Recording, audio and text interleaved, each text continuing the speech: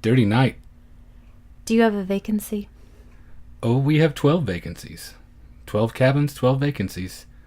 They moved away the highway. Oh, I thought I'd gotten off the main road.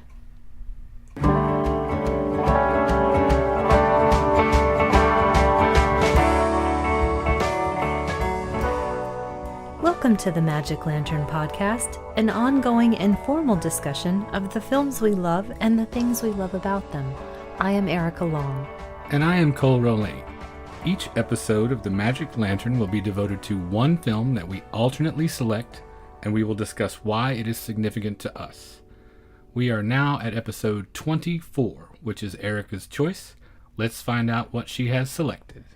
I chose a very little-known, little-seen film called Psycho from 1960. And I'm sure I don't need to reiterate what the plot is, but I will anyway for the couple of people who haven't seen it. It's about a Phoenix secretary who steals $40,000 from her employer, goes on the run, and winds up at the Bates Motel. And it was directed by Alfred Hitchcock, written by Joseph Stefano from the Robert Bloch novel, and it stars Anthony Perkins, Janet Leigh, Vera Miles, John Gavin, and Martin Balsam. We don't usually mention it right up front, but I think it's so significant to this one that if you haven't seen the movie, which, like you mentioned, almost everyone has, I assume, but there could be budding cinephiles out there, young folks that have never come across it. If you haven't seen the movie, don't listen to the show before you watch the movie, because we are going to cover it in explicit detail, and I would hate to take away the joy of being manipulated like you are going to be. Because you might think that you know everything about it. Even if you haven't seen it, and I waited quite a long time to watch it, I knew in advance what some of the specific scare elements or plot twists were going to be, and it still surprised me. And that's one of the reasons why I chose it, which I know we'll return to at the end of the podcast. So let's begin at the beginning, which is the amazing title sequence by Saul Bass, as he did many, many amazing title sequences, and the wonderful score that kicks in. So it's very unnerving to me, at least. The Bernard Herrmann score. We should mention his name as well, as prominent a figure as he is in this film. And those odd horizontal lines and the breaking up of the typography. What do you think this is supposed to evoke? This music and the way these jarring, shifting title sequence elements are cut together. What mood does it put you in? It sets my nerves on edge right away. And watching, as I mentioned, that typography shift and shatter, it's that sort of shattering of the psyche. And also the title is Psycho. You have to, it spoils a little bit of itself. A word in 1960 that was not freighted with nearly as much as it is in 2016. True. Also an interesting note, being from 1960, they were well into the color film era by this point, yet Hitchcock shot this in black and white. It turns out it was a budget consideration primarily. The studio did not want to make this movie, and so Hitchcock bankrolled it himself, ended up making it for about $800,000, and opted to go with the much less expensive black and white processing, and also using the crew that he was very familiar with from his television show, Alfred Hitchcock Presents, that he knew well that they could work quickly. And the studio, in part at least, did not want to make the film because the book was thought to be, by them, so distasteful, so disturbing, vulgar, horrifying, violent. They were right. Maybe not two, but it definitely was all of those things. I have a lot to say throughout this thing about social mores and societal norms and smashing those to bits. That also is reflected in the title sequence to me, that slight shifting from side to side, not knowing what ground you're standing on, shades of gray, all that goes into what we're about to see. Okay, Poindexter. So from here, we get the very, very cool Phoenix downtown cityscape. The thing I like the most about this pan across the cityscape of Phoenix is how sort of grubby it looks. It's decidedly non-glamorous as a locale. It's not Los Angeles. It's not New York. It's not Chicago. It's not North by Northwest, of the previous year, which had that beautiful New York cityscape, those same kind of interesting building shots. It looks so different. It implies kind of a small time tawdriness, which I think is very specifically the mood they're trying to set up as you have that first moment of Hitchcock voyeurism where you move across the city and into the window where this illicit rendezvous is taking place. And the camera lets our eyes adjust first. First, it's very dark. And then the room opens up and we see Janet Leigh in her white lingerie on the bed looking up at John Gavin, who is half dressed as well. And the camera is constantly moving. So this is what I really watched for in this viewing. I've seen it a number of times, but it startled me how much the camera moves. And this was the first intimation of it. It's constantly shifting. Anytime any character moves even the slightest bit, the camera is moving with that movement. And so it really feels like it reflects the human eye and our vision. And we know the film was shot with 50 millimeter lenses, which most approximates human vision. The other thing that really struck me with this viewing is, possibly by benefit of having such a beautiful format to watch it on, how much detail is captured in this black and white. I could see Janet Leigh's moles and arm hair, and it's oddly alluring. And I guess that's the effect of making me that voyeur. Could be. It's a very gritty beginning, for sure, which I think, again, is quite intentional. This film was so unlike anything else that came before it in its frank depiction of sexuality. Like you mentioned, they are two grown adults having a tryst, laying on the bed together without one foot on the floor as the production code mandated. I don't think we can emphasize enough how much you didn't see this sort of thing. What a shock in all sorts of ways this was to the audience.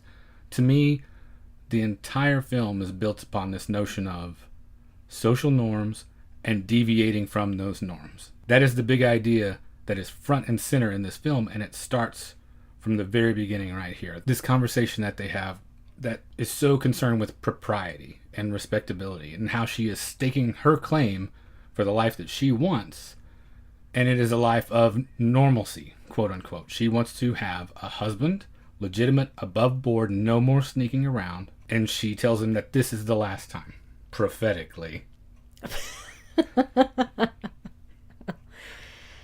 And she's talked about how she sees this existence that they've been having and how grimy it is to her. And Sam, who is John... Sam, played by John Gavin in this, is very resistant to the idea. And again, predicated upon one of these norms, which is he was married before, he's divorced now. He's paying alimony to this wife who is not around. And so in his world, he doesn't have the money to sustain a wife. It drives me crazy as a 2016 viewer. So much so that I just want to yell at the screen, who cares about this? I know 50 years as an audience member in between its original release and now makes a lot of difference, but it gets under my skin in a completely different way than it would have gotten under the skin of the viewer in 1960. It still unsettles me because I find it infuriating that people are so rigidly bound by these rules and by these roles. So it's good to see that they are undermined almost right away. A note to that, about 15 years ago, a friend of mine was talking about her cousin who had been engaged to her boyfriend for something like a decade at that point. And they hadn't gotten married because they didn't have enough money to buy a house. They were evidently saving up enough, not just for a down payment, but to buy it outright. And for me, that just seemed like the most ridiculous thing I had ever heard. That struck me as some kind of Kathy, the comic strip based reasons for not getting married. This, what are you talking about? They had enough money to sustain 2 independent households. Yes. Renting or whatever they were doing. The whole thing seemed like complete made up BS to me. Somebody was lying to somebody else or themselves. So even then, there had to be somebody in the audience saying, come on, are you just trying to get out of this? About Sam not wanting to get married. You think that's where... That's what I originally thought. The one other thing that was said in this whole sequence that is profoundly disturbing to me, and it is very much a product of 1960, when she's mentioning the respectability and you can come over and have dinner with my sister with the lights on. She says, "We'll boil a steak." The first indication that she is an amoral monster. We'll boil a steak. I don't eat meat, so how are you supposed to make a steak? She's a savage. Okay. You don't boil a good piece of meat. So then Sam is left to contemplate the culinary massacre that may be taking place. And she announces she's got to go. She's late for work. So this is also middle of the day tryst, which you always know is the dirtiest kind.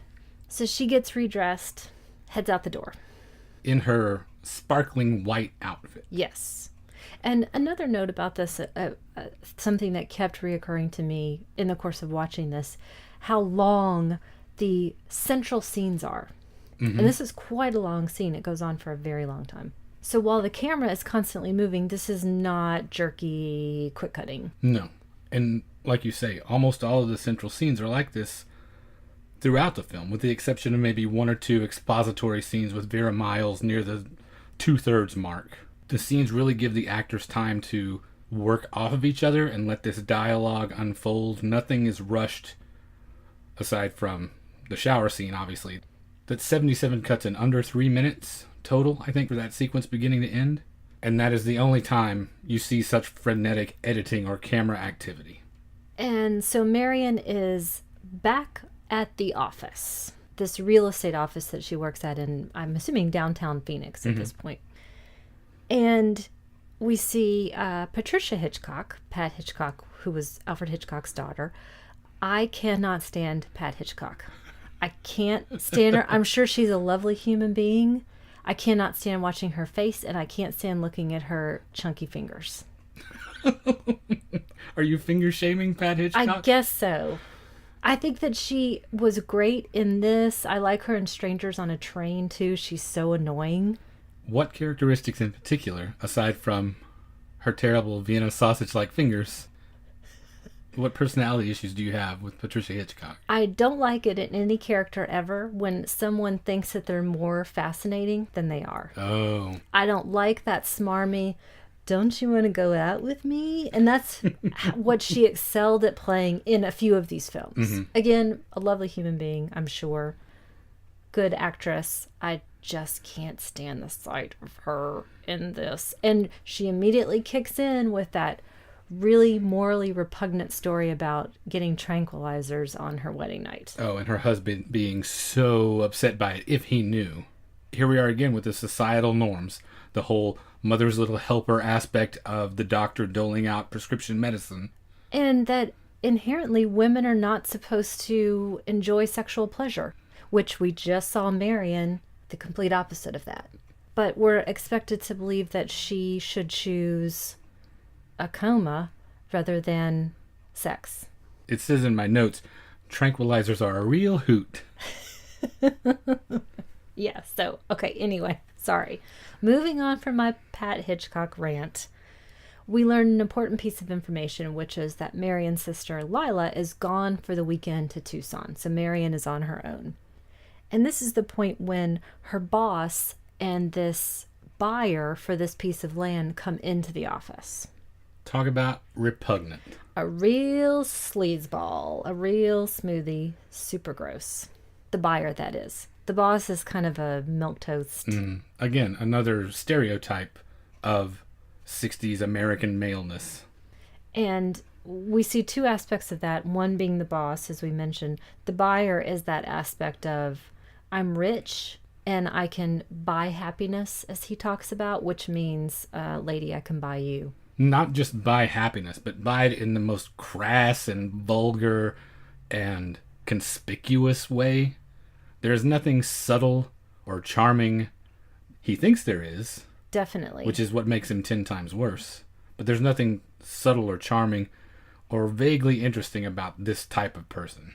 And money equals good in this scenario. Money is all things that are good and acceptable. And of course, Pat Hitchcock has to jump in with, oh, he would have hit on me, but he must have seen my wedding ring. Shut up. So clearly, this guy's got it coming. Murder? No, fraud. We'll just leave it at fraud Okay. for this one. So, as shot from Marion's point of view, he's looming and leering and leching and is just gross. And he's propositioning her, in so many words, while he's also talking about his young daughter who is getting married as well. And this made me think about a moment that you and I shared a couple of days ago when we were at a restaurant.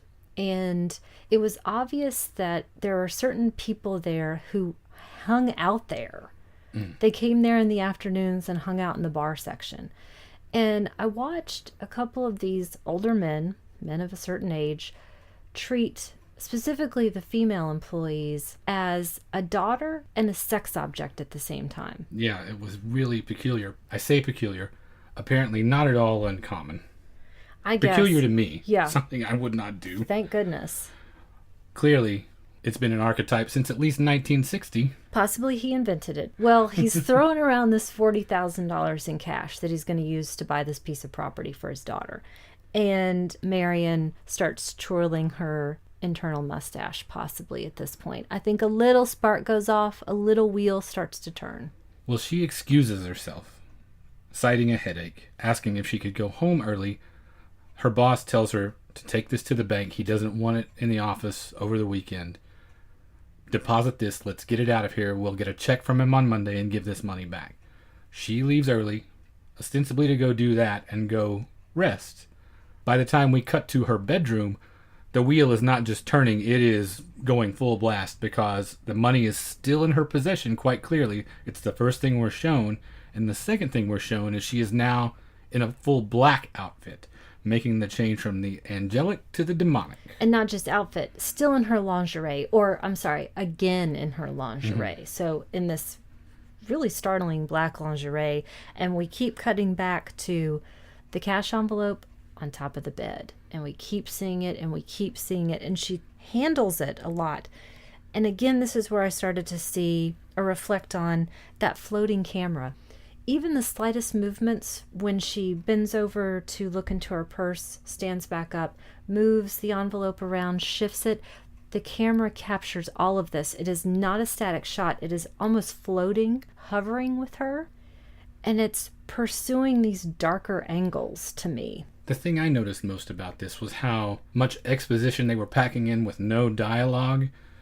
The little things that you instinctively understand without it having to be spelled out. The money, this consideration that she's doing, how something as simple as suitcase equals leaving. You don't have to be explicitly told these things.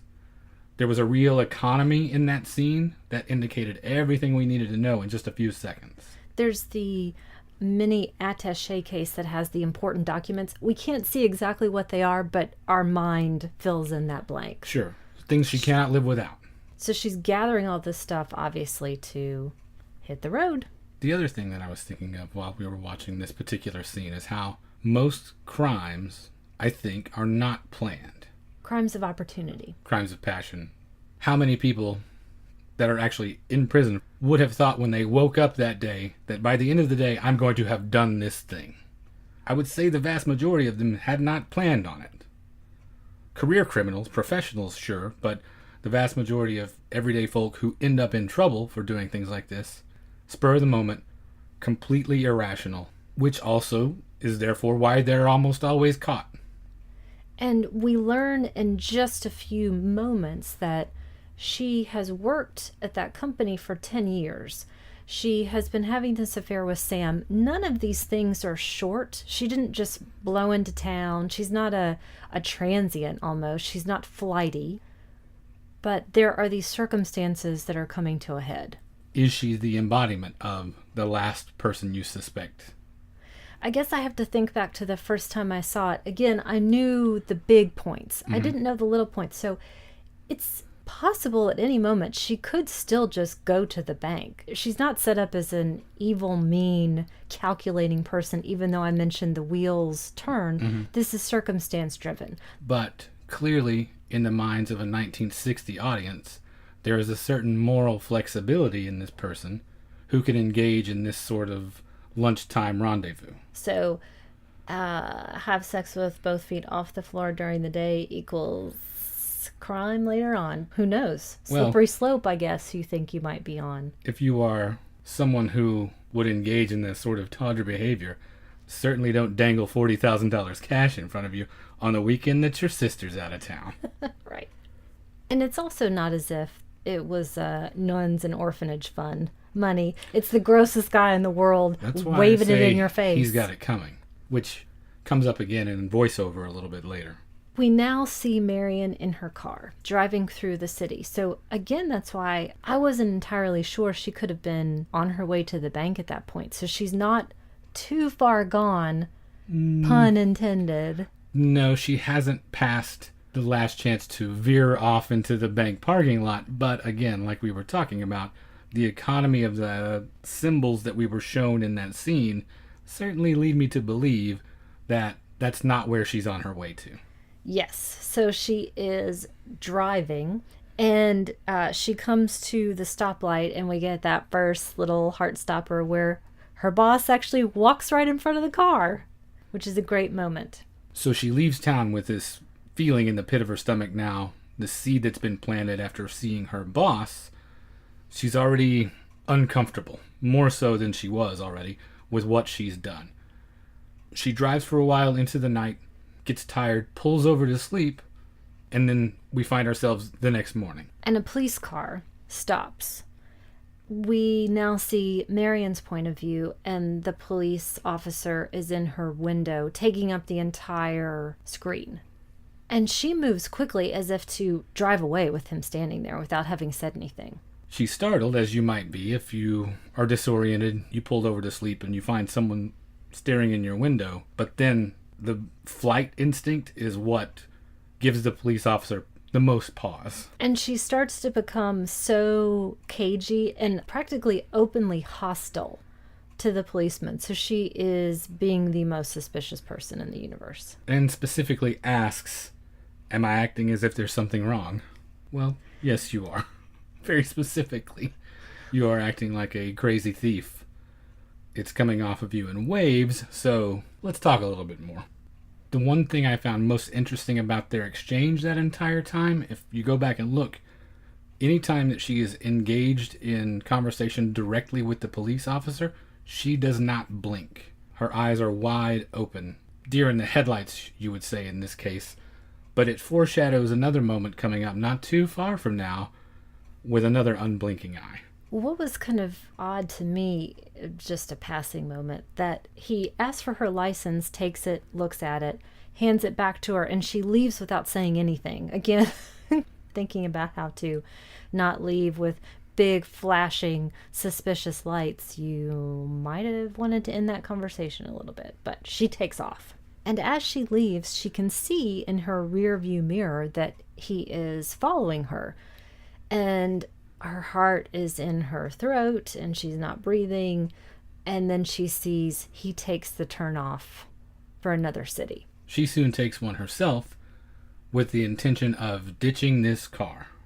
She pulls up to a dealership, a Ford dealership. Not a coincidence, because Ford sponsored Alfred Hitchcock Presents, and therefore every car in the film was a Ford because of that sponsorship, with the exception of Alfred Hitchcock's Cadillac that drives by twice on the street in that scene at the car dealership. Personally, I would not be able to spot at that period a Cadillac from a Ford, but As big a Top Gear fan as you are? not 1960s American stuff. I have no idea. And really, I just like to drive fast, and I like there to be challenges. And I like to drive in the most convoluted manner I possibly can. I can vouch for that. I swear to God, Women. I never...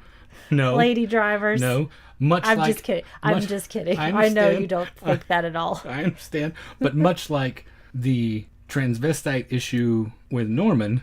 I was on the edge of my seat before you got to that part. I didn't know where you were going to go with this. Here's where I'm going with this. The way he is not trying to be all women, but trying to be one specific woman, this issue with you and the route that you choose to take, which to you seems the most logical and straightest shot. I didn't say logical or straightest. Believe me, I've driven with a lot of people, and it is exclusive to you. I've driven with male and female drivers. This is just you. Well, much like later on in the film when Simon Oakland says in response to, oh, he's a transvestite. Wait a second. I never claimed to be logical or the straightest. Well, you can take that however you want to take that. Anyway, back to the movie. I don't even know where. Okay. She's trying to get this deal to exchange her car to get a new one. High Different plates. pressuring the salesman to get rid of this Arizona plated car from one with California plates, which is where she is now. Again, acting as if she's got dead bodies in the trunk. Spoiler alert. So she sets out to close this deal as weirdly and quickly as she can. I like that she stops to grab a paper, I assume looking for any mention of her crime. She's flipping through the pages, doesn't see something, or so we assume. So it hasn't hit the paper, it hasn't hit the news just yet. In addition to looking for her crime in the newspaper, it also is a nice device to get the paper into the story because it comes in handy a little bit down the road. She basically pops a wheelie as she speeds away as the police officer who's been observing from across the street comes up to talk with the salesman, which is the voiceover you now hear, indicating that they both agree, yes, this lady is up to something. So she has imagined what this cop and the salesman might be surmising about her behavior, and she starts to think about the other people in her life. So she imagines what her boss might be saying, what Pat Hitchcock might be saying, what this buyer specifically is going to say. Cassidy is his name. Cassidy. And it's now, we've gone from twilight to nighttime at this point. It is Cassidy's part of that voiceover sequence when he is talking about how he is going to get his money back or take it out of her fine, soft flesh, that for the first time the anxiety goes away in her face and this very pleased expression comes across with this slight rictus grin. Again, the guy had it coming. People like that who are going to behave that way and be such conspicuous consumers and so crude, I have no sympathy for him. And that little smile of pleasure was for me definitely the you had it coming, and also try it, buddy. At this point, it starts to rain. A deluge begins. And what's that? Flashing off in the distance, in between the movement of the wipers, flashing like a beacon, you have the sign for the Bates Motel. Right before that, it's one of the first uses that we'll see a few more times in the film of increasingly tight close-ups. So it starts at sort of head and shoulders and then closer and then closer. So it's these three increasingly claustrophobic shots. Kind of James Whale-ish in execution in the way he introduced his Frankenstein's monster. I will take your word for it. James Whale was fond of that move. I think we talked about it in the Old Dark House episode, how when he introduces a prominent character, it's shot, closer shot still. And I remember it from that, but I can't speak to it as much in Frankenstein, so I will leave you to be the expert in that. Oh, it definitely happens in more than one of his films. It's obviously an underlining device, and it works the same way here. And to go back to what you mentioned, we first see the Bates Motel sign, and the entire shot is at an angle, which is really fascinating. And driving up to it, we're still at an angle. Can you remember a time in your life when you were not aware of what the Bates Motel implied? Absolutely not, which is why I said I have known what these secrets are in this film longer than I have been watching the film. So she pulls into the parking lot of this dilapidated motor lodge with the imposing silhouette of the Bates home up on the hill with the just as imposing silhouette of Mrs. Bates in the window. She honks, Norman runs down to help her. And there's where we have the scene that we opened with, which I thought was a really interesting choice of words, Dirty Night. That's why I picked this one to do our playlet introduction with. I love that part. Is it just that it exposes his pathology right away? The very first word he says. It's so much fun to hear unexpected words coming out of that mouth. And for him to also deliver it without guile. So 12 cabins, 12 vacancies. She signs in as Marie Samuels in the register. And he is hovering over the board that has all of the keys for all of the rooms. And it's that moment of when I started to think more about it later, of realizing how close escape is. Similar to The Vanishing. There are constantly open doors. The car is 10 feet away, probably. He could choose room 3. He chooses room 1. He does hesitate, He does. but then he very specifically chooses room 1. I still think you're right. Escape is possible. The scene coming up where escape is no longer possible is one of my favorites. To watch him play that, where you see that decision be made. But right now, as it stands, even having chosen this specific room right next to the office, I think she still has a chance. It's also interesting when you talk about just how close escape is. It is specifically mentioned that she's only 10 to 15 miles from Fairvale, Which is where Sam lives. where she's headed. So had she gone 15 more minutes, He says there's a diner right down the road. All of these opportunities, all of these chances, and she doesn't take them right now. She follows Norman into room 1. I don't think enough can possibly ever be said about how excellent Anthony Perkins is in this. What gets lost is how incredibly charming and handsome and boyish, and when he points out the bathroom over there and is and how he so can't shy, say bathroom. it's fascinating, which is why I'm going to say again what we talked about for just a moment at the beginning. You might think that you know all of the beats in this film and you have no idea. He's an interesting choice because if you are working strictly from the text of the novel, he is not the person you think of. To me, I would have cast Dennis Franz. That screams serial killer. Exactly. Grubby, gross, sweaty serial killer. Or Carl from Aqua Smelly. Teen Hunger Force. I think Dennis Franz is the model for that character. Could have been. No offense to Dennis Franz. I'm No. sure he's a wonderful human being. Do you hate his sausage fingers also? No. Is Okay. he dead now, actually, now that I say that? Lovely human being, great actor. I'm going to look. Dennis Franz, not dead, and coincidentally, shares my birthday. Whoa.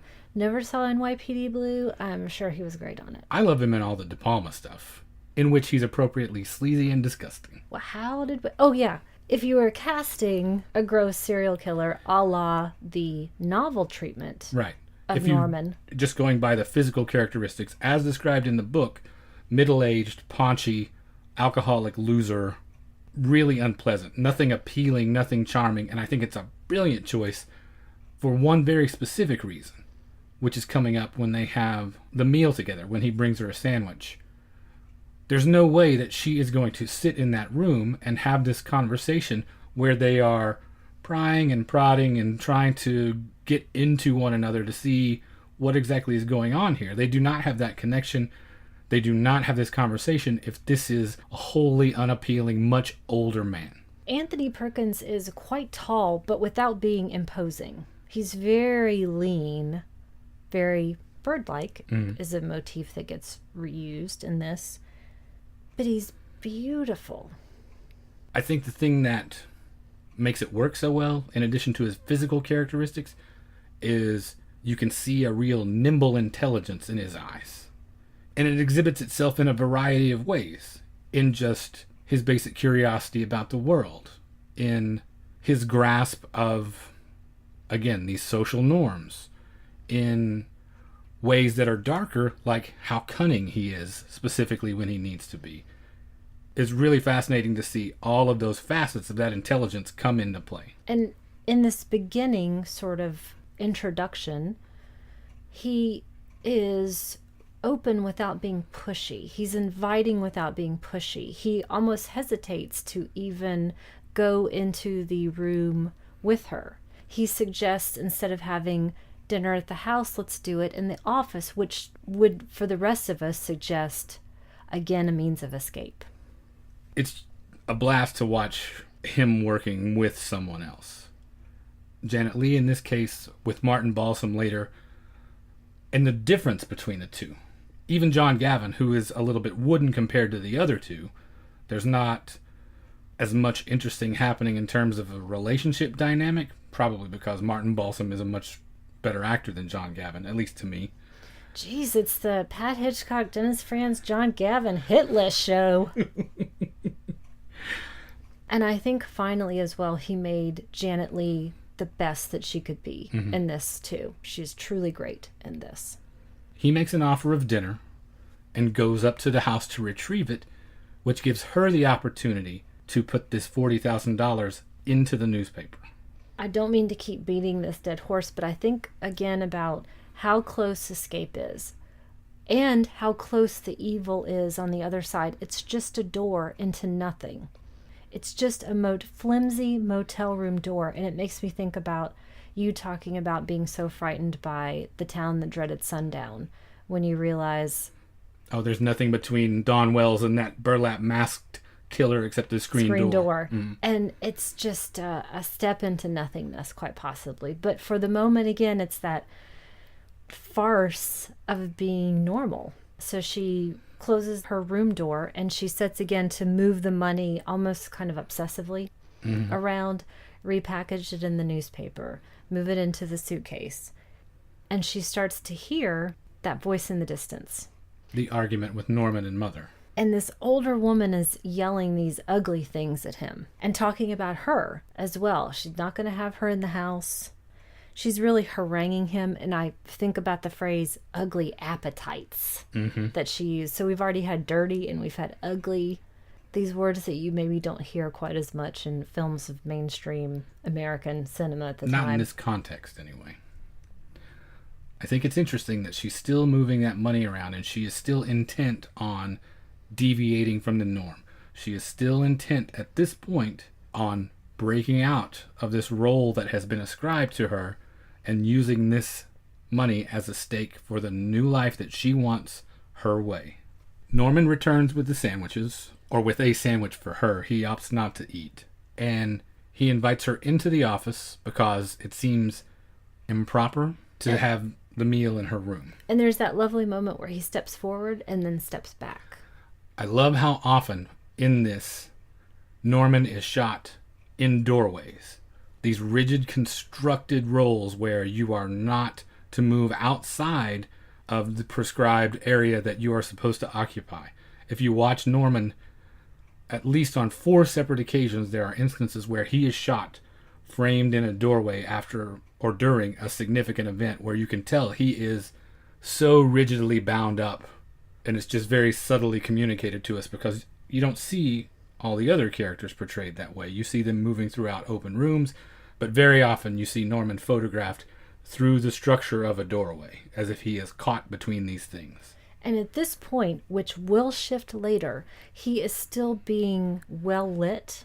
So we see most all of his face, or he's in either 3/4 profile or looking full on into the screen. And again, that will shift. But this is that quite long scene that is most often quoted, some specific lines in here, where they really get into what you had mentioned, probing into each other.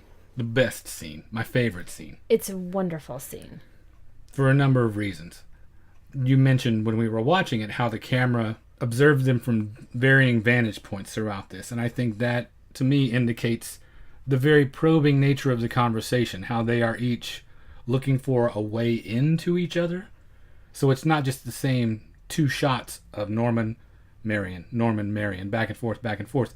Often throughout the scene, the camera is moved just slightly from the position that it was in the previous time it looked at that character. It will be straight on or slightly below, then slightly above, and then in a different angle. It's, again, constantly moving, and all of these different angles do something. This is a problem I have with some films of a more modern nature, that it feels like the cinematography does not further the story or serve any purpose but to just put me on edge, I guess, or make me angry, not let me into the character. And this is very specific.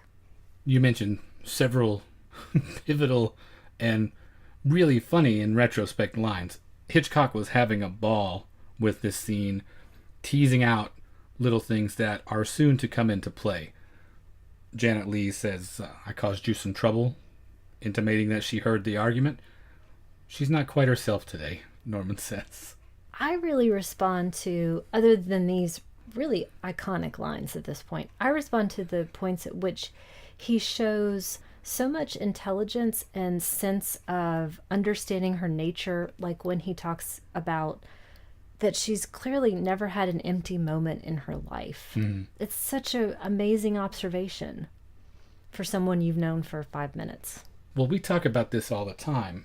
How, to me, it seems, if you just pay the slightest bit of attention, people tell you everything that there is to tell about themselves. It doesn't take much, if you are observant, to understand an awful lot about a person in just a few minutes of conversation. I'm often surprised at how people don't see these things. I guess it didn't strike me as such a wry observation because it seemed like, oh, of course, if you pay attention, people tell you things about themselves. What makes it so interesting to me is he lives in Nowheresville. He has so few people coming in. He has no social circle. So where was his opportunity to learn these things? Where was his opportunity to actually listen to other people? Good question. Because he is clearly the world's most sheltered homeschooler. Yep. Another of my favorite mentions that again comes into play down the road, that his hobby is stuffing things. And he stuffs birds because they're passive, which again is fascinating to me. The choice of taxidermy, period, is fascinating to me, and it suits his personality because it seems an effort to control. It seems an effort to be in charge of something, even up to and beyond death. To exert the ultimate control, which is to defy death and to keep a thing at least full of the illusion of life, if not life itself. Well, I think nowadays that would be such a, again, huge signal of run. I mean, we're so attuned now to think serial killer starting with torturing animals, which taxidermy isn't necessarily torture. I mean, I guess unless they're alive, but everybody knows birds are gross. So and terrifying. That doesn't bother me quite as much. He's actually quite proud of the hobby, it seems like. It's the one time that he exhibits some self-possession, that he's not in mother's shadow. It's his own thing. Mm-hmm. It's more than a hobby, he says. Of course.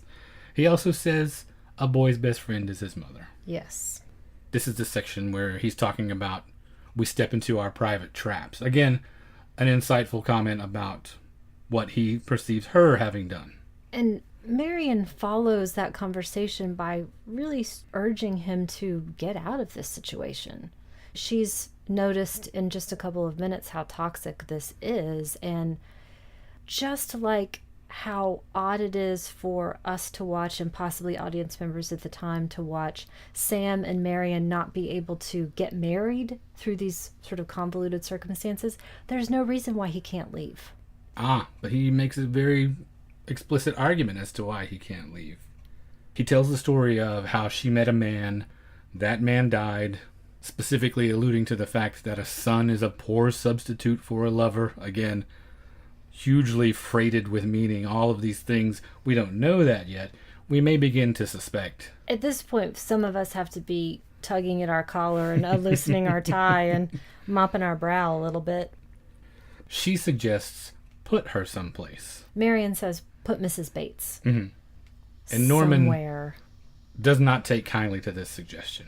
And he's clearly in distress about this idea of what would ostensibly be putting her in an institution or a madhouse, as he says. And so much distress that we as the audience assume he has some kind of firsthand knowledge. Yeah, it seems very clear that he's been in one of those places and could never do that to her. Which may be extremely ironic because if he was in one of those places, she did that to him. And he starts to fray a little bit at this point because this is a really distressing turn to the conversation. And you can see Marion start to close up a little bit because it is getting a little either odd or too personal. Mm-hmm. It's fascinating to watch this whole exchange as it ebbs and flows and as they parry and feint and dodge and then at times truly connect. And this is one of those things where the tide seems to recede and calm flows back in. And he says, we all go a little mad sometimes. Not to necessarily excuse her behavior, but because it's true. Because Marion has. And this realization dawns upon her, and this is the point at which she decides, I have to set things right. Norman has actually turned her back towards another one of those potential escape points. And so she clearly decides that she is going to go back to Phoenix first thing in the morning. And I love this part again because he invites her, oh, stay, let's just keep talking, just talking. But he doesn't push when she clearly says no. He doesn't keep going, which I love, because the movie could have been over at this point. He could have shown his hand to be a raving lunatic and does not, which is why it's so scary.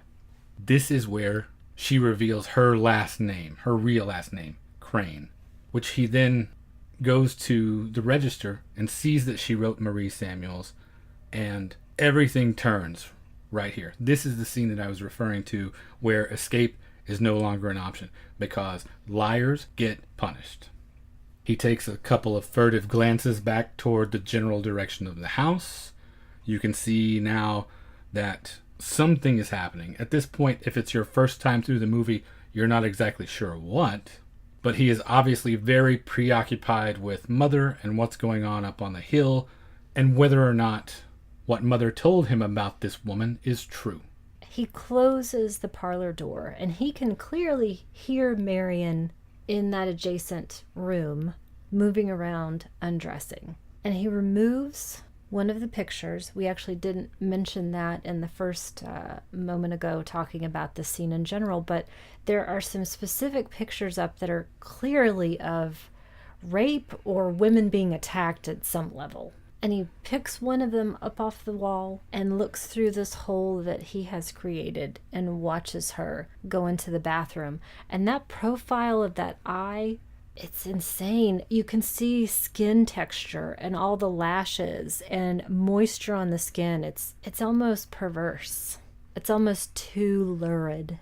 And so we back up a little bit and we see his face and his jaw working. And he heads back up to the main house. He goes in and he hesitates there at the staircase. He does not go upstairs. He goes down that narrow hallway into what looks to be the kitchen to me. Probably the most prominent instance of this framing I was talking about, because he is bound and constricted by 3 layers. You have hallway into doorway into small space in the kitchen where he is completely diminished, it seems like. Norman has shrunk to the point of almost disappearing the way he's framed in that shot.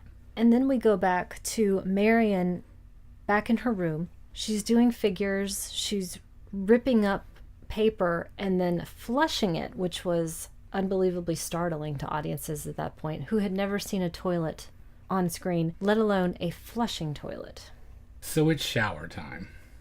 And we see her leg veins, which also kind of startled me. It's time for her to physically and symbolically get clean. She has made this decision to turn for home, to try to repair the damage that she has done, and it's time to undergo this cleansing ritual. And then we get into arguably the most famous scene in film. One of, in Hitchcock's entire catalog, that's for sure. I can't think of a more iconic scene than this. She's in the shower, and it cuts to this camera angle where obviously something is going to move into the frame, because she is pushed down to the bottom right of that corner, and you can see 80% of the screen is empty, soon to be filled by this looming shadow coming into the room. A person comes in the door. We see the arm go up. We see what looks to be a woman's hair. That's our understanding of this. Obviously, the implication is that it's Mother, because there is no one else there. Definitely. And then we hear the music, the screeching. Bernard Herrmann had all the violins play the same note, basically sawing on that thing to achieve that screeching, stabbing staccato. And Marion is stabbed to death. Not quickly. It takes a little while. She pulls the shower curtain down. She's hung over the edge of the tub. There's a moment right before that when she reaches out. That is the most heartbreaking moment of the whole thing for me, as opposed to Joseph Stefano, which we'll get to. There was a moment that was cut out that Gus Van Sant put back in so you can see the effect it would have had, that Stefano thought was the most heartbreaking moment that showed what a fragile thing a human life is because it's shot from that God's eye view. We'll get to that. The moment for me that is the most heartbreaking is when she slumps against the wall, staring straight ahead, and just before she reaches out to grab the shower curtain, the look on her face that conveys, I cannot believe this happened to me. She's still aware enough to understand what has just gone on and how close she was to turning this around. And you see all that in her face. You see that supreme disappointment and disbelief that this thing has happened to me right now at this point when I was so close.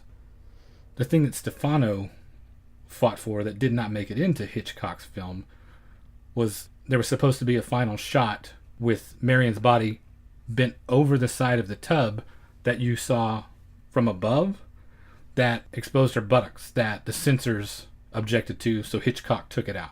If you want to see what it would have looked like, it's in Van Sant's version. Not that you want to subject yourself to that. I think it's interesting. I'm a big Gus Van Sant fan. It's completely unnecessary as a film, but it's kind of interesting to compare and contrast, and if for no other reason, you get the one scene that was taken out of the original put back in.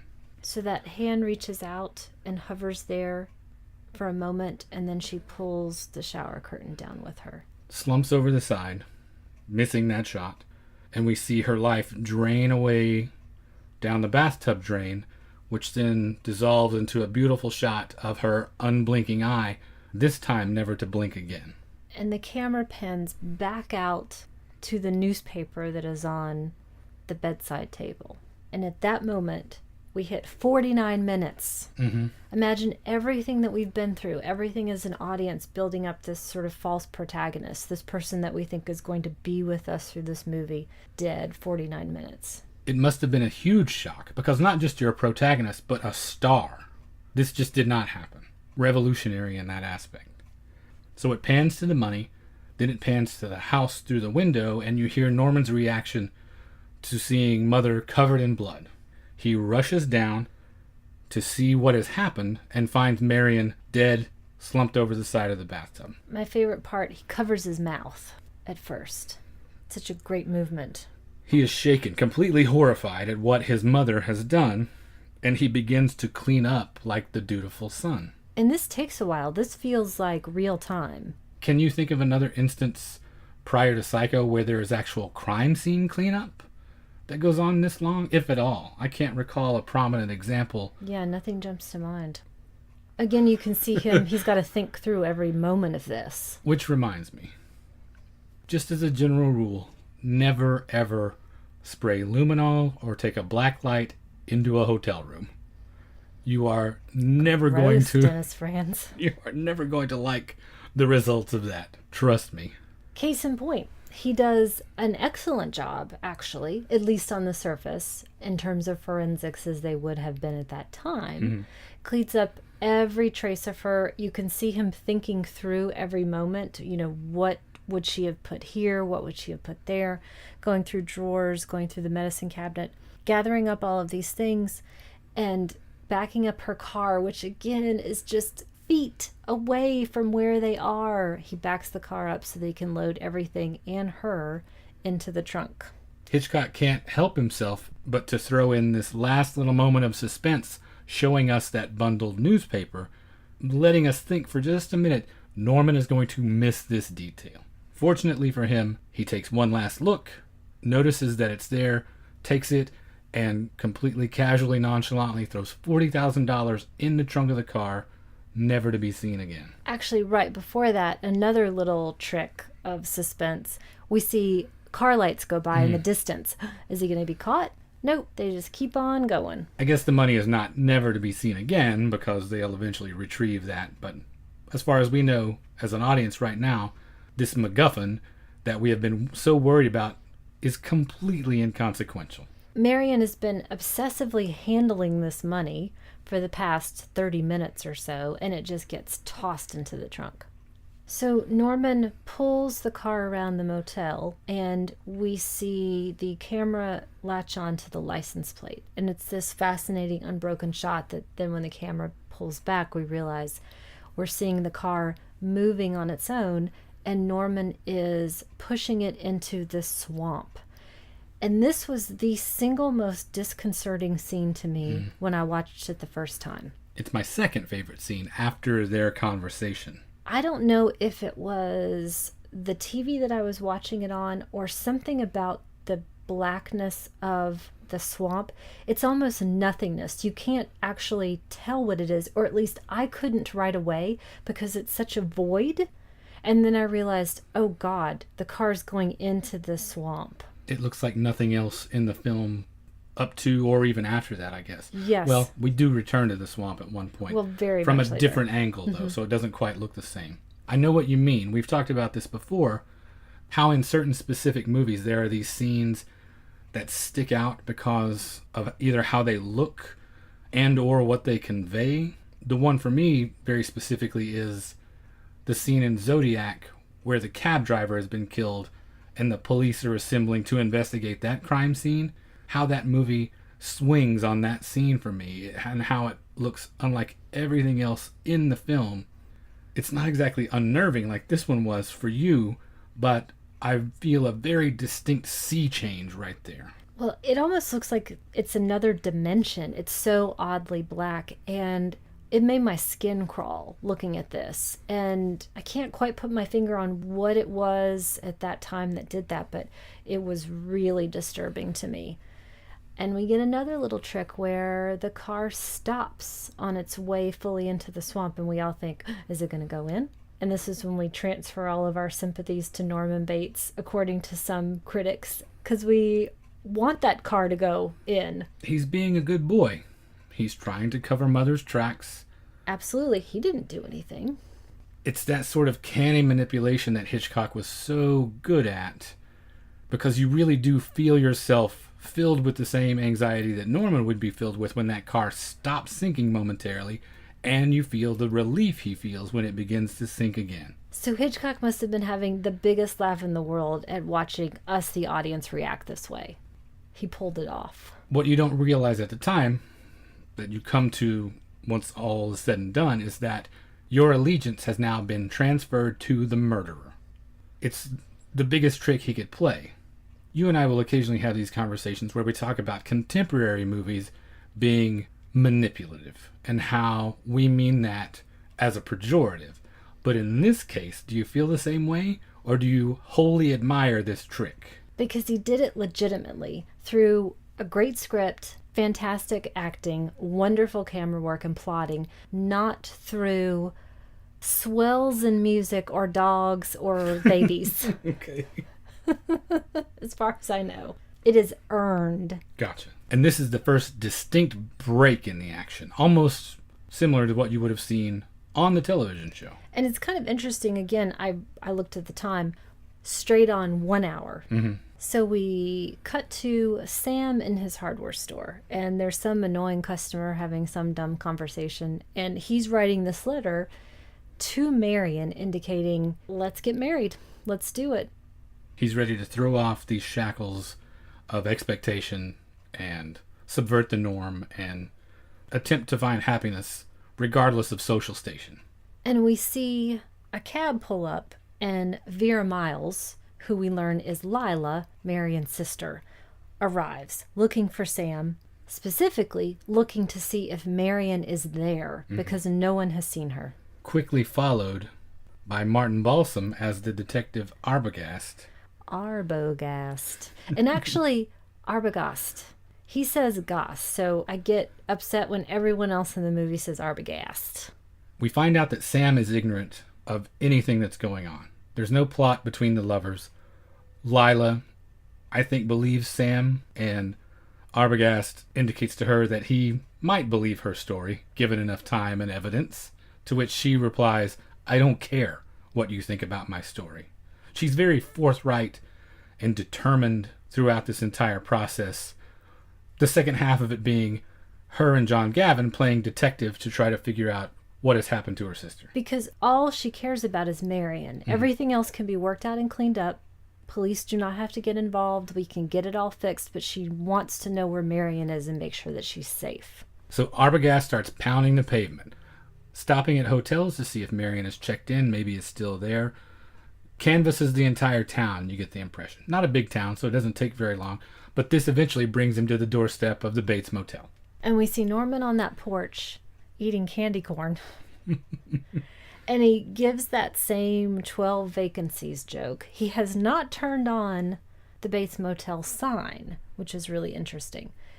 And he's quite friendly with Arbogast, but he's also quite observant. I'm just going to keep pronouncing it Arbogast because Okay. I love the way the sheriff says it, so I'm sticking with that. Arbogast. Arbogast is a bulldog. He's very tenacious. He is not easily swayed or snowed. He's no dummy. Not at all. And I love the way that this conversation between Arbogast and Norman mirrors the one that Norman had with Marion earlier, where they're each playing a different angle and they're each a little ignorant of what the other one knows. Each one has a particular piece of information that they are holding back.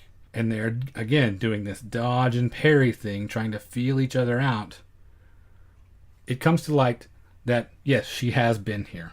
And Norman is forced to admit she was here, she stayed one night, she left early the next day, and he slips up and he mentions, she might have fooled me, but she didn't fool my mother. And I love Martin Balsam in this for the short amount of time he's in the film. And this is where I had mentioned earlier, where the framing of Norman's profile starts to shift a little bit. Mm-hmm. There are a lot of shots where he's in semi-darkness. Mm-hmm. So half of his face is dark, half is light. There's a fascinating shot that I know is one of your favorites in this sequence when they're examining the register together. He could have chosen to put the camera anywhere, but he puts it up under Norman's chin with the entire screen seemingly turned sideways, and you don't see Martin Balsam in the shot. You don't see the register that they're looking at in the shot. You just see Norman doing this bizarre craning of his neck across the screen.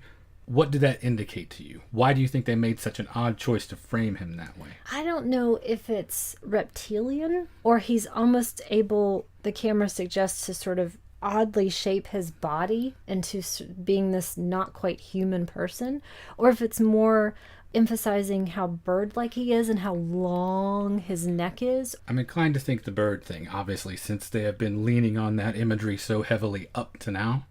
That was the first thing that I thought of. I love that shot. I love Norman's minor stutter right before it. And again, watch the camera. The angle slightly below, then level, then slightly above, and then to the side. It's always moving. And he stutters again on the word invalid, which is pretty fascinating. Arbogast asks to talk to Mother, since she obviously met Marion, according to Norman. Norman denies him access to Mother, and Arbogast doesn't push the issue. He goes away. And I love the scene where he is pulling out and you see his lights move away and you see Norman sitting on the windowsill in front of the office, very pleased with himself, as if this is a big game.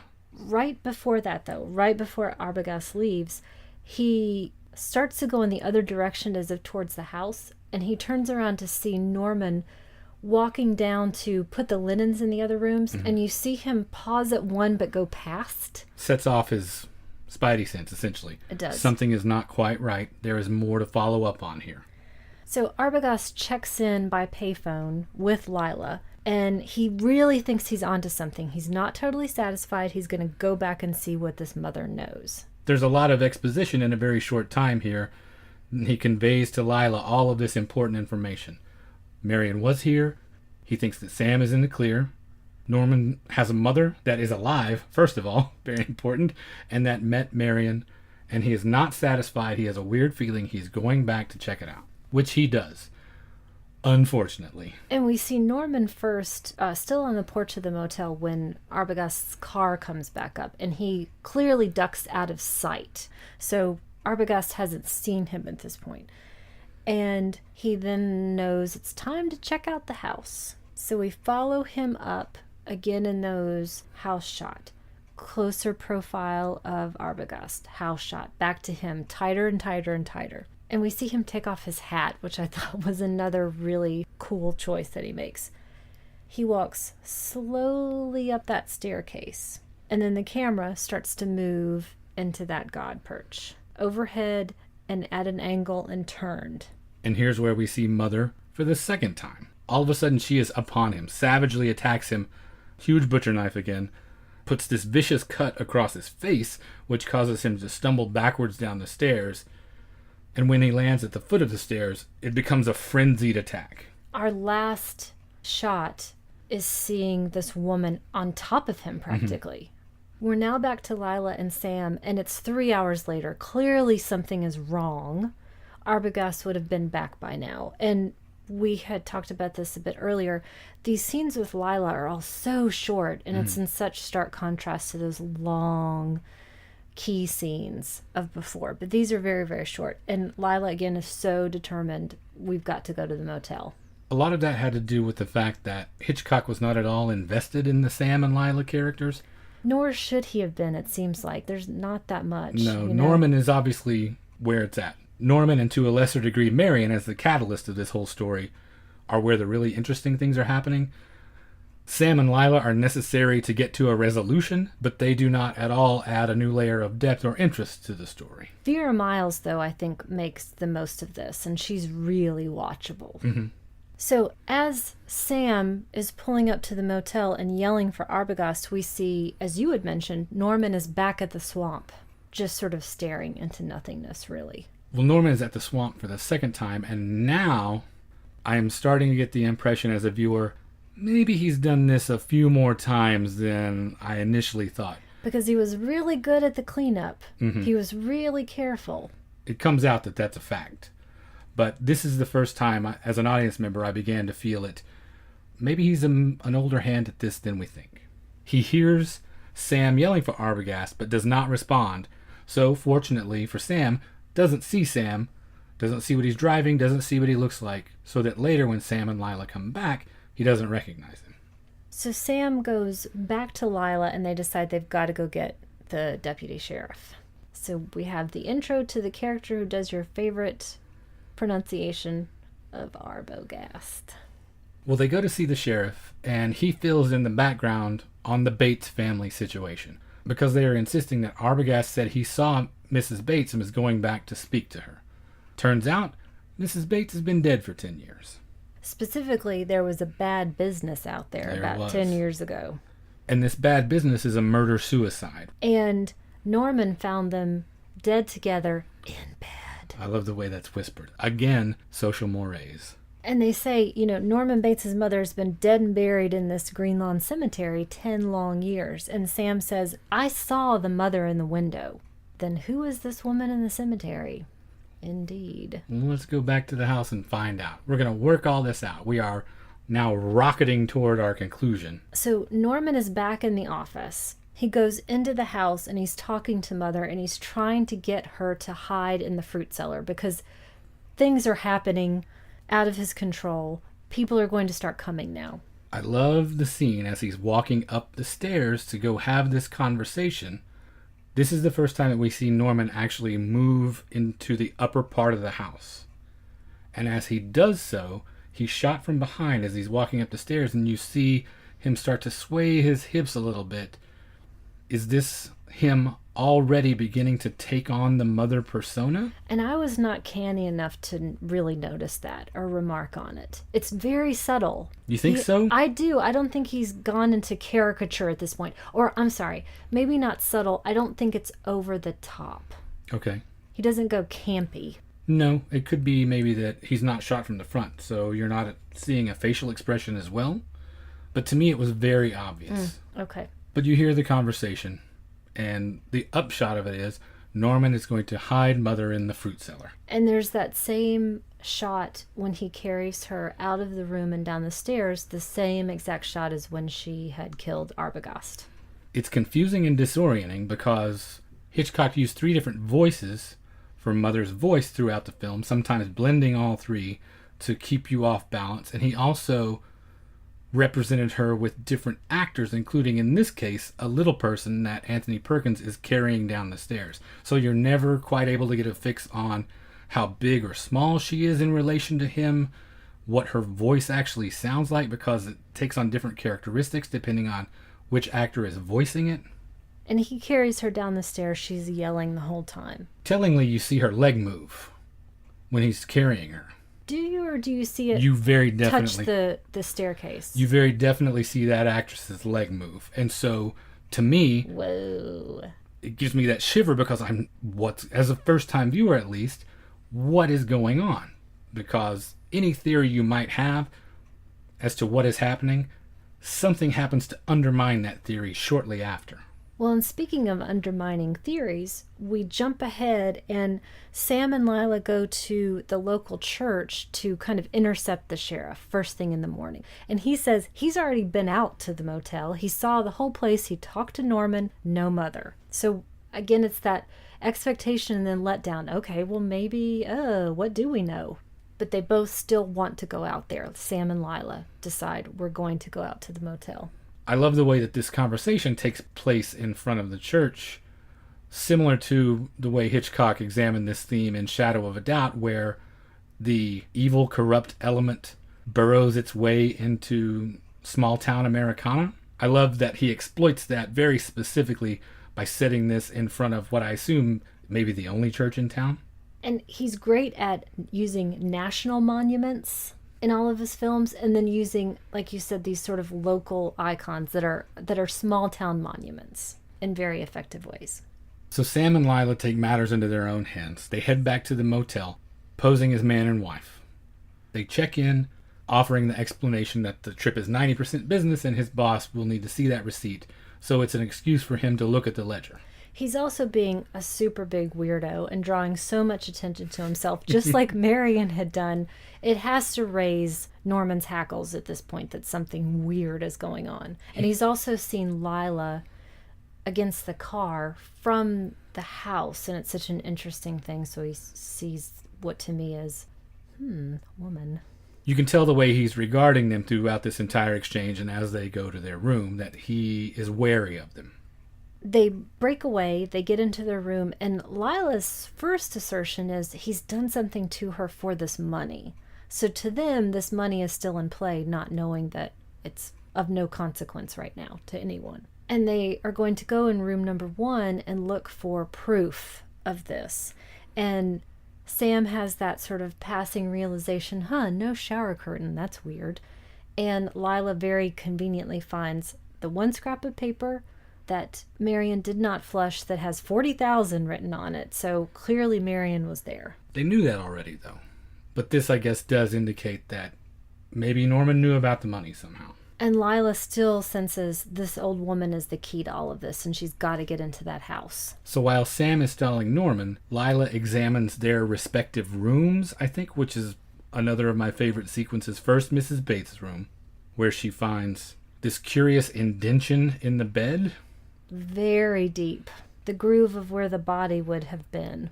And then in Norman's room, she finds this environment that seems to suggest that he is suspended somewhere between man and child. At the very least, very stunted growth. She does find one particular grown-up thing that Yes. I thought was interesting. A book with no title. And at some point in my life, I must have read that was a thing at one point, that pornography would be bound like that with no title. And people would know that at the time. Right. An audience in 1960 would have clued in to the fact that, this book that she found with no writing on the spine, that's one of those dirty books. Lila has surveyed the house, hasn't found Marion, hasn't found any evidence of anything except their peculiar living situation. She's coming downstairs. In the meantime, Norman has subdued Sam and is on his way running up to the house. She sees him through the front door, and she goes to hide in the fruit cellar while Norman runs upstairs. She goes into one room. She sees a very old, small woman turned towards the wall, surmises that it's Mrs. Bates, goes to touch her, and the body moves around, and we see the horrible, desiccated corpse of this woman. Lila throws her arm back and screams, hitting the light, and that's when Norman, in Mrs. Bates' clothing and wig, with the knife in his hand raised and a terrible rictus face, comes screaming through the door. Fortunately, Sam has recovered just in time to subdue and oddly undress Norman in the process of taking him down. So he saves Lila and brings an end to this entire situation. And I did not hear, but only learned of this later. Did you hear Norman say, "I am Norma Bates"? I couldn't make out exactly what he said. In retrospect, knowing that that's what it is, I clearly hear it now. I'll have to watch it again and pay particularly close attention to that. So the day is saved, and Simon Oakland, as a psychiatrist, is there to wrap it all up for us and explain to us what in the hell we have seen. He got the story from Mother. There's no more Norman. I would be curious to go back and see what the state of the art of psychiatry was in 1960 to see how dubious some of this is as an explanation of multiple personality disorder, schizophrenia, how many of those things actually apply, and how, based on what we know now, how accurate or inaccurate some of this portrayal is. Didn't we just watch Tittycut Follies not too long ago, which came after this, and I don't know, does that answer any of it for you? Not in this case in particular, I don't think. Questionable, I think you could safely say. Okay. Some of the assertions. But he explains that it was Norman that actually killed mother and lover, and he couldn't bear the crime of matricide, and so, much like with his other taxidermy, the illusion of life became what was important. The illusion that she was still alive, which he went as far as dressing in her clothing and speaking in her voice to preserve. This is a part that I actually really appreciated when one of the other functionaries in the room say, "He's a transvestite." And the psychiatrist said, "Is not exactly, not for sexual purposes," which to me seemed quite accurate. So it's not as though he's dressing up for some sort of gratification purposes. It's an actual persona. And it's very Spartan as well. I think there's a connotation that comes with transvestite that imagines it's for some sort of glorious beautification purpose, and it is not. It's simply a representation of who he is. Here's where the legacy of the movie gets kind of dicey. I have a lot of questions. First and foremost, I agree with you.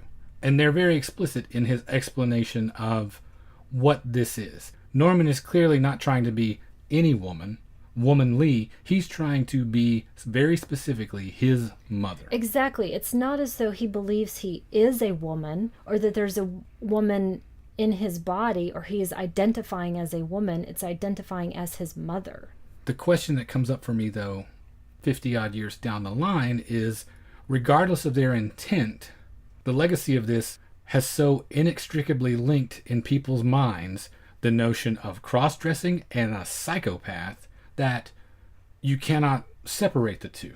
How much damage has been done in terms of people's perception of that choice based on the fact that this particular killer employed this particular technique to deal with his inability to process his matricide. I guess that's why I point that out as really appreciating that moment, because I think that a ton of damage has been done.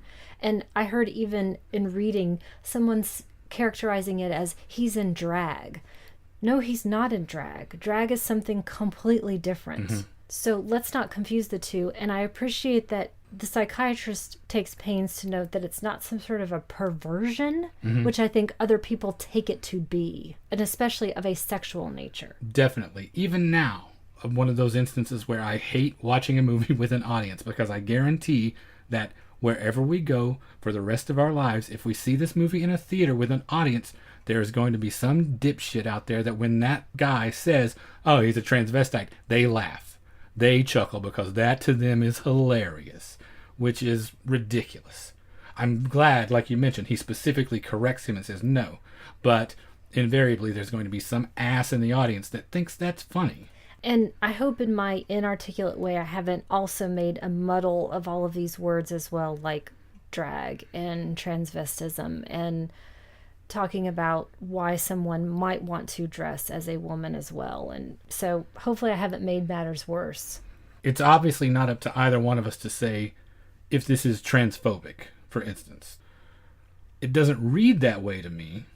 I've seen several arguments that it is, just because, like I said, of the legacy of it and the way that it has inextricably linked those images between killer and cross-dressing.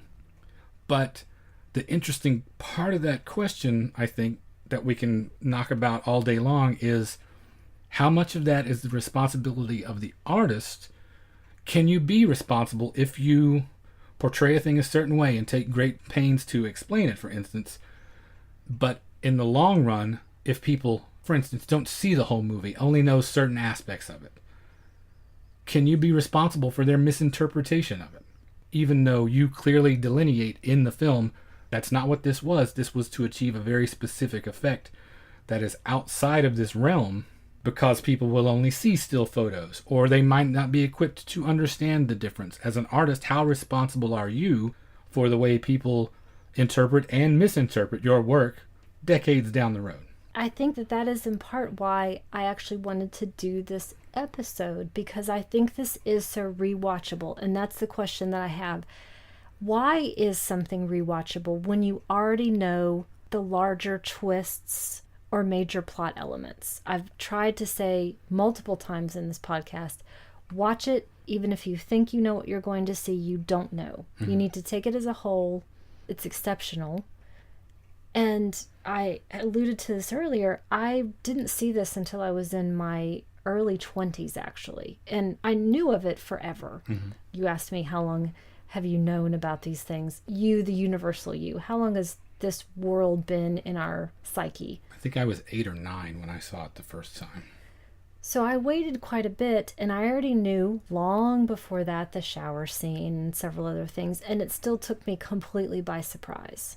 So why is that? Why is something rewatchable when there's no surprise or suspense left? Well, in this case, for a few things that we mentioned, because the performances and specifically the interactions between performers are really fascinating. There are conversations still to be had about these topics, obviously, and in particular with the thing we were just talking about, as our understanding of trans culture continues to evolve, for instance, and you see the legacy of this and how potentially harmful it could be in some cases.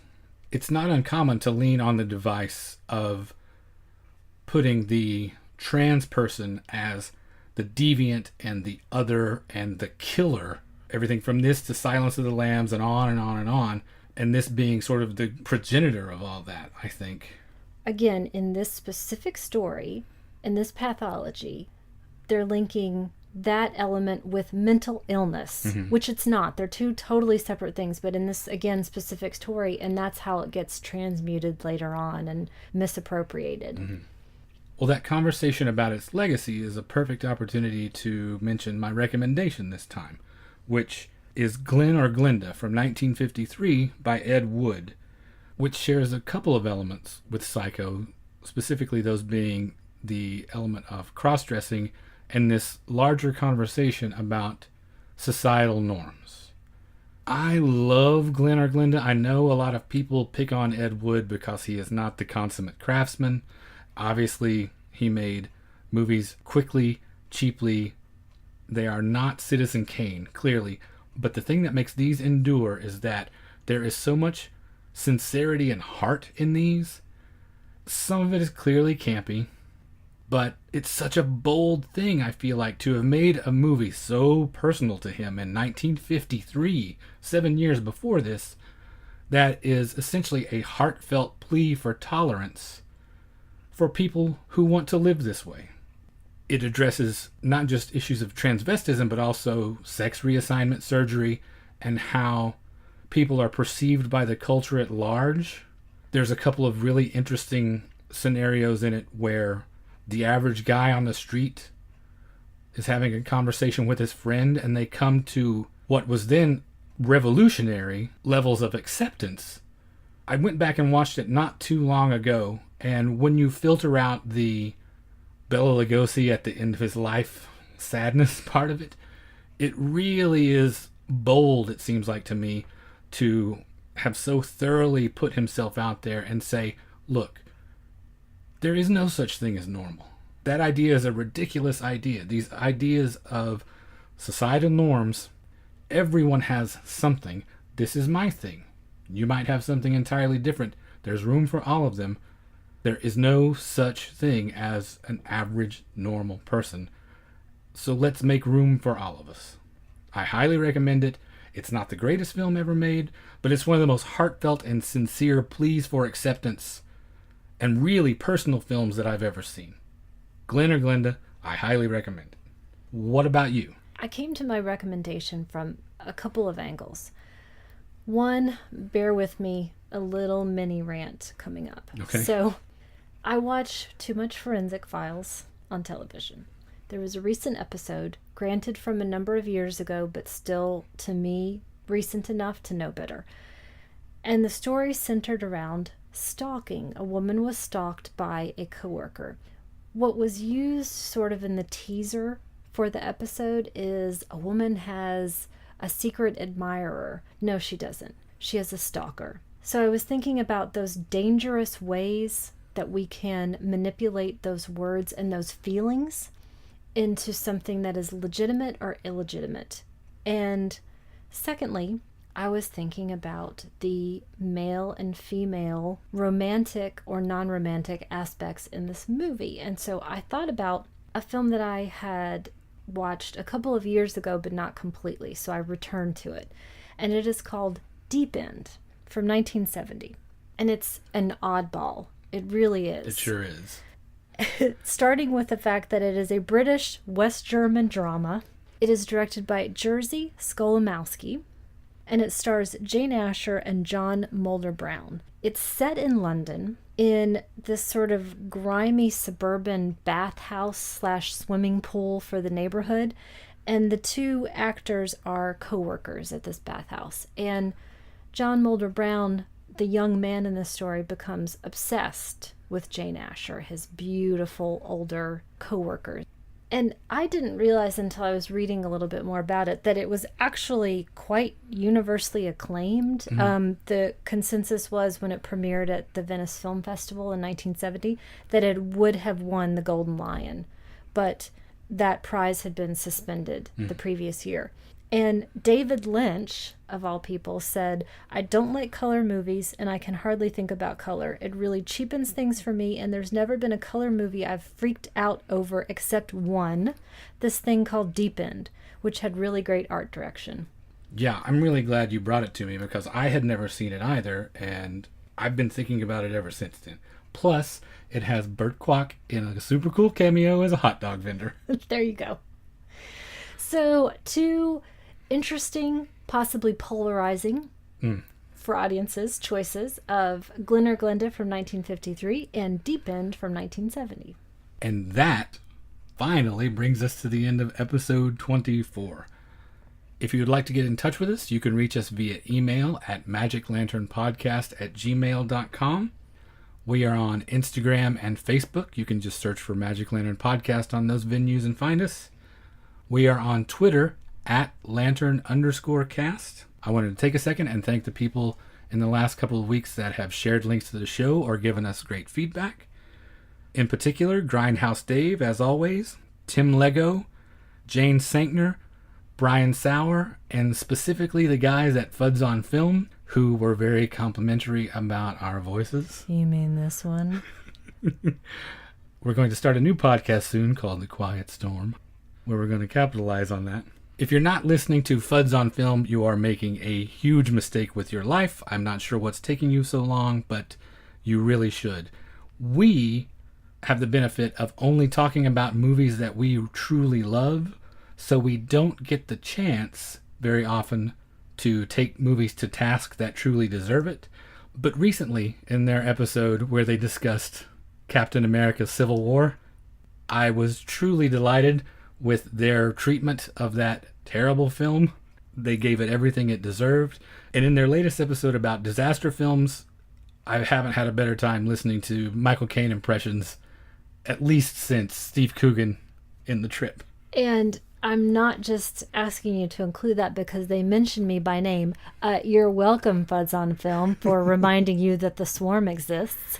I had the greatest day of my life listening to my name get inextricably linked forever with the swarm and Michael Caine impressions. Great, great time. Yeah, listen to the show. It's a blast. You can find them and us on iTunes. We are also on Stitcher Radio and Google Play for you Android users. If you care to leave us a review or a rating, which someone did lift us a very nice 5-star rating this week. They didn't leave an accompanying review, I don't think. It hasn't turned up yet. Whoever you are, thank you for that. We really appreciate it anytime people take the time to leave us a rating or review. And finally, you can find all of our episodes, including supplemental material, on our website, magiclanternpodcast.com. And thank you for listening to the Magic Lantern Podcast.